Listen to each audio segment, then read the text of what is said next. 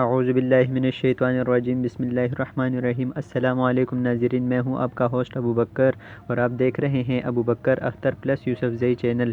ناظرین، امید کرتا ہوں آپ سب خیریت سے ہوں گے۔ ناظرین، آپ سب کو آج میری طرف سے جمعے کا دن بہت بہت مبارک ہو۔ ناظرین، آج کا جو ہمارا ویڈیو کا ٹاپک ہے وہ ہے سورہ کہف کے 4 فضائل اور جمعے والے دن سورہ کہف کے حیران کن فوائد۔ تو چلیے چلتے ہیں اپنے آج کے ٹاپک کی طرف۔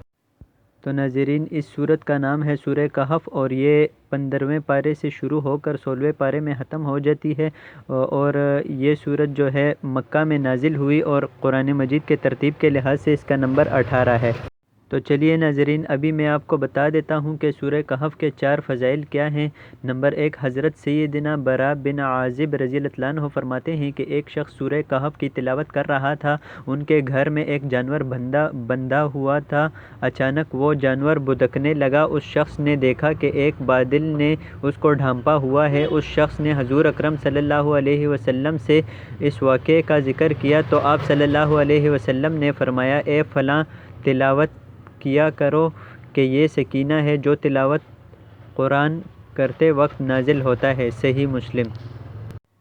نمبر 2، حضرت سیدنا معاذ بن انس جہنی رضی اللہ عنہ سے روایت ہے، رسول اللہ صلی اللہ علیہ وسلم نے ارشاد فرمایا، جو سورہ کہف کی اول اور آخر سے تلاوت کرے گا اس کے سر تا پا نور ہی نور ہوگا، یعنی سر سے لے کر پاؤں تک نور ہی نور ہوگا، اور جو اس کی مکمل تلاوت کرے گا اس کے لیے آسمان اور زمین کے درمیان نور ہوگا۔ حوالہ دیا گیا ہے۔ نمبر 3، حضرت سیدنا ابو سعید خدری رضی اللہ عنہ سے روایت ہے کہ نبی مکرم نور مجسم صلی اللہ علیہ وسلم نے فرمایا، جو جمعے کے دن سورہ کہف پڑھے اس کے لیے 2 جمعوں کے درمیان ایک نور روشن کر دیا جاتا ہے۔ ایک روایت میں ہے، جو شب جمعہ کو پڑھے اس کے اور بیت العتیق یعنی کعبۃ اللہ شریف کے درمیان ایک نور روشن کر دیا جاتا ہے۔ نمبر 4، حضرت سیدنا ابو درداء رضی اللہ عنہ سے روایت ہے، نبی کریم رؤوف الرحیم صلی اللہ علیہ وسلم نے فرمایا، جو سورہ کہف کی پہلی 10 آیتیں یاد کرے گا دجال سے محفوظ رہے گا، اور ایک روایت میں ہے، جو سورہ کہف کی آخری 10 آیتیں یاد کرے گا دجال سے محفوظ رہے گا۔ صحیح مسلم۔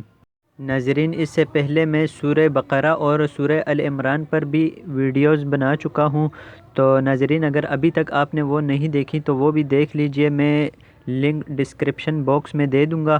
اور ناظرین، امید کرتا ہوں آپ کو آج کی ویڈیو بہت پسند آئی ہوگی، تو اگر ویڈیو پسند آئی ہے تو اپنے دوستوں کے ساتھ لازمی طور پر شیئر کر دیجئے گا، اور اگر ابھی تک آپ نے ہمارے چینل کو سبسکرائب نہیں کیا تو کر دیں۔ تو مجھے دیجئے اجازت، اللہ حافظ۔ ناظرین، اسلامی ویڈیوز کے لیے آپ میرے چینل کو لازمی وزٹ کیجئے گا۔